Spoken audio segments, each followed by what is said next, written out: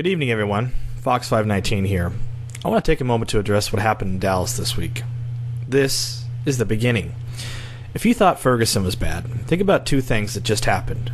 One, 5 police officers were just killed, and now it is open season on law enforcement. And being a person who came from law enforcement, it breaks my heart.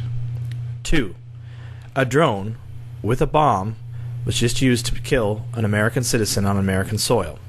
Albeit a terrible person, but let that sink in. Again, a drone with a bomb was used to kill an American citizen on American soil.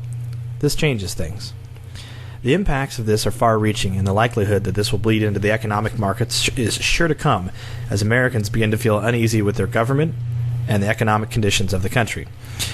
The local law enforcement in states, nations always affect local economies.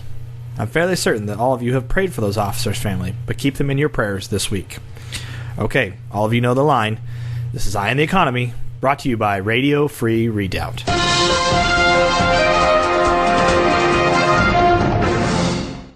Hello, everyone. Fox 519 here. You know those mornings when you could barely move until you've had that first cup of coffee? Oh, I sure do. But you know what the worst is? Terrible, stale coffee. I hate stale coffee. That stuff in the can is the absolute worst. Now, it's part of our food storage, but imagine if you could change that. Imagine if every morning you could get up and have fresh roasted beans. How wonderful that would be. You know what? You can do that. And you can do that by going to my sponsor's website, sisterscoffeeroasters.com. They provide great, and I mean great coffee. Their green, unroasted, or roasted beans are perfect for your food storage needs. I do not want to imagine a future where I have to wake up every day and trudge through life with bad coffee. It may seem like a small thing in the grand scheme, but it'll be the little things that will help us put on our boots every day and get out there for our families. Go buy your coffee today and get it into your food storage right away. That's sisterscoffeeroasters.com. 2 sisters and an amazing coffee. sisterscoffeeroasters.com. Well, welcome back, and again, thank you to our sponsor, sisterscoffeeroasters.com. Get out there and support them and buy your fresh or unroasted beans today. Okay, it is now official. 26 million Americans, or 8% of the population, is officially too poor to shop, except for the bare necessities. Well, how do we know? Well, through a study performed by America's Research Group, and it found that 26 million Americans work an average of 2 to 3 jobs at a time. When added together, nets just shy of $30,000 in annual income, all while supporting anywhere from 2 to 4 children. The chairman of ARG, Mr. Britt Beamer, said in an interview with the New York Post this week that he first started looking into the data when he was tracking a different indicator. Beamer first started tracking this group and surveying them back roughly 15,000 people to determine that who had not finished their Christmas shopping during 2014. During that year, the number was 21%, but ran as high as 29%. From there, Beamer decided to analyze even further and learned that Americans are not seeing an increasing number of fellow citizens who are simply just too poor to shop. Beamer told the Post, quote, "The poorest Americans have stopped shopping, except for necessities. And it's scary when you start to see things like that you've never seen before. People are so pessimistic about their future." End quote. This is huge. Yes, it may only be 8%, but there is another fact. The real unemployment rate is 29% and climbing every single month. With a record of 90 million plus Americans still out of the workforce, it's no wonder that America is looking to any leader who will promise a chicken in every pot. We all know that these promises are empty.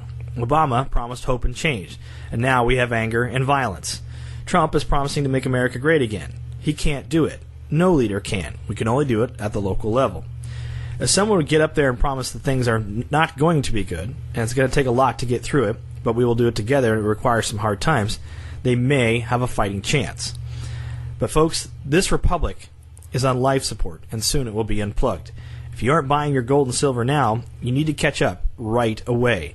Because when things finally start tearing apart, you will not have that chance. It will be too late.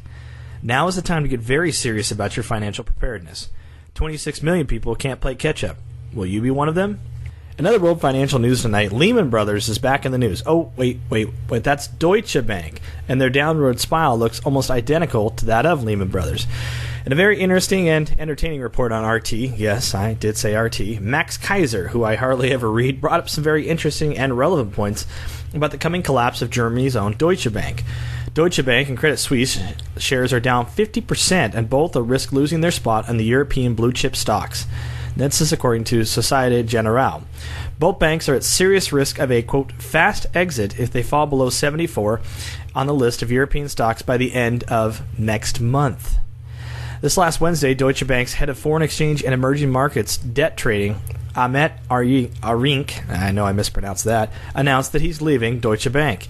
To support his position, Kaiser spoke of the 2009 revelation from inside Bundesbank that Germany held its gold in New York, and that led to a political controversy and the repatriation of gold back to Germany. Mind you, it wasn't their original gold. To Kaiser, the writing has been on the wall for over a year. Well, for me, it's been a lot longer than that. This is what Kaiser had to say back in January. Quote, they, being Deutsche Bank, got nothing but debt, and they can never pay it back. This is the new Lehman Brothers. I told you about it years ago. They are going into the gutter. When this bank goes down, the 2008 crisis will look like a picnic. This is the big enchilada, the big global crisis that will set off the global insurrection against the banker occupation. I think it'll be worse than that, and I think it's going to cause major, major problems. Kaiser said the next downturning is coming because nothing changed after the 2008 crash to prevent another. I agree. All they did was make it possible for a bigger crash to happen 7 or 8 years from time, and now we're at that time. Fellow Redoubters, a lot of economists are saying that a recession is possible. I say a depression is on the way, and there's evidence to support it. You can't fight math. It's always there, it's always predictable, and it's always certain. The math is there now. You cannot hide from it. You cannot change, and you cannot stop the coming financial collapse. From my point of view, civil rest will highly accompany it. Thanks again for listening, and for Eye on the Economy and Radio Free Readout, this is Fox 519 signing off.